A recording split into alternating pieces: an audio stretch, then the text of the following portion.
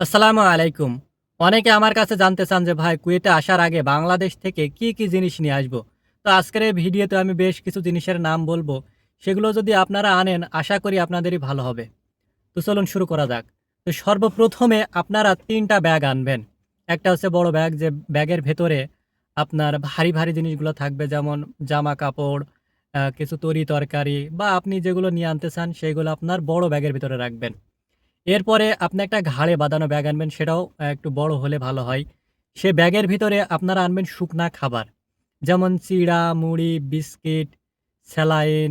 এরপরে আপনাদের যা খেতে ভালো লাগে সেগুলো আপনারা শুকনা খাবার হিসাবে ঘাড়ে বাঁধা ব্যাগের ভিতরে নিয়ে আনবেন। এটা খুবই গুরুত্বপূর্ণ। কারণ আপনি যখন তখন এটার ভিতর থেকে বের করে খাবার খাইতে পারবেন, যখন আপনার ক্ষুধা লাগবে। তো এটার ভেতরে আপনারা শুকনা খাবার আনবেন। আরেকটা ব্যাগ আনবেন, একটা ছোট ব্যাগ, মাঝারি সাইজের। যে ব্যাগের ভেতরে আপনার কাগজপাতিগুলো বা আপনার যে প্রয়োজনীয় ডকুমেন্টগুলো আছে সেগুলো আপনারা ওইটার ভিতরে রাখতে পারেন। তো এই ধরনের ব্যাগ যদি আপনারা আনেন, তাহলে কুয়েতেও আপনাদের এই ধরনের ব্যাগগুলো খুবই দরকার হবে। কারণ এখন আমি বুঝতে পারছি যে আমার একটা ছোট ব্যাগের কি দরকার। এই যে এরকম প্রায় ২ টা মোবাইল ফোন, আমার ওয়ালেট, এরপরে বিভিন্ন ধরনের যে সকল ডকুমেন্টগুলো আছে, পেপার আছে, ওইগুলো যদি আমি ছোট ব্যাগের ভিতরে আমি রাখতে পারতাম তাহলে আমার জন্য সুবিধা হতো ক্যারি করা। মানে এখন আমার খুবই অসুবিধা হয়, কারণ ৩-৪ টে ফোন, ওয়ালেট, তারপরে বিভিন্ন ধরনের যে সিভিল আইডি কার্ডগুলো রয়েছে ওইগুলো হাতে করে বহন করা খুবই প্যারা। এই যে এই ফোনটা আমার এ কারণে ভেঙে গেছে, হাত থেকে পড়েছে। তো আপনারা চেষ্টা করবেন একটা ছোট ব্যাগ আনার। এটা আনলে খুবই ভালো হবে। তো এরপরে আপনারা কিছু শর্ট প্যান্ট আনবেন। হাফ প্যান্টগুলো আছে, শর্ট প্যান্ট ওইগুলো নিয়ে আসবেন। এগুলো খুবই গুরুত্বপূর্ণ। কারণ কুয়েতে প্রচণ্ড গরম। যখন আপনি কাজ শেষে বাসায় যাবেন তখন এই প্যান্টগুলো আপনার খুবই দরকার হবে। কারণ বাসায় তো আর আপনি জিন্স প্যান্ট পরে ঘুমাতে পারবেন না। বা লুঙ্গিও আনতে পারেন। লুঙ্গি ধরেন দেখা যাচ্ছে গোসলের সময় কাজে লাগে। তবে শর্ট প্যান্টগুলো বেশি ব্যবহার হয়, কারণ ঘুমানোর সময় আপনি যদি শর্ট প্যান্ট পরে ঘুমান তাহলে অ্যা গরম লাগে না এবং ঘুমাইতেও অনেকটা ভালো লাগে।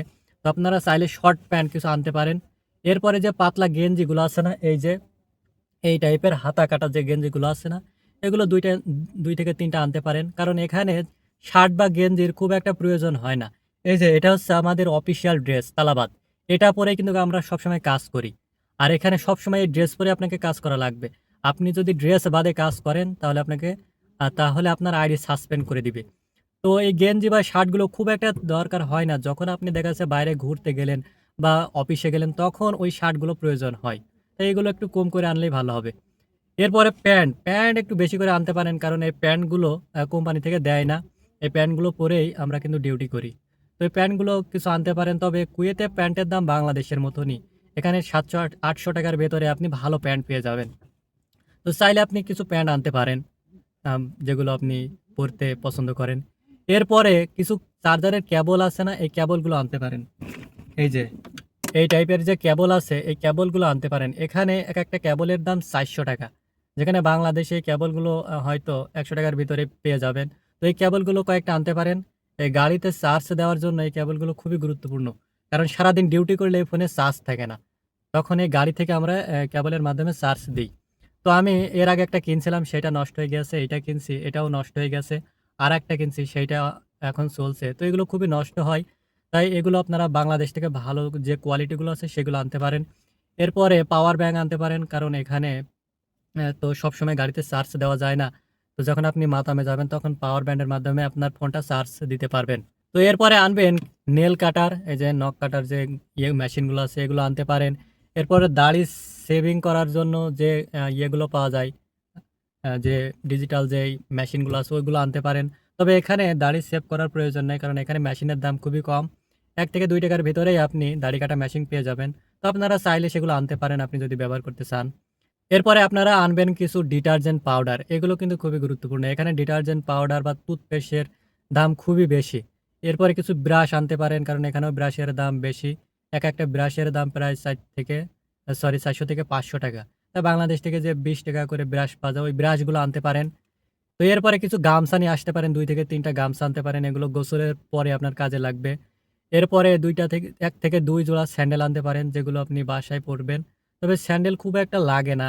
আমি ১ জোড়া আনছিলাম, সেগুলো এখনো রয়েছে। সবসময় আপনি যখন বাইরে কাজে যাবেন তখন আপনাকে জুতা পরে কাজ করতে হবে।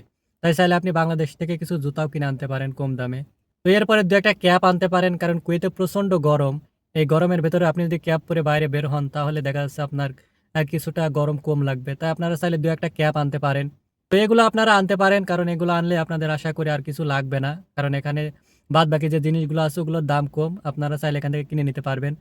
আর আসার সময় থাল, বাটি বা আপনার যে বালিশ, খেতা এগুলো আনার দরকার নেই। কারণ এগুলো সব এখানে আপনাকে কোম্পানি থেকে দিবে। তাই এগুলো আনার প্রয়োজন নেই।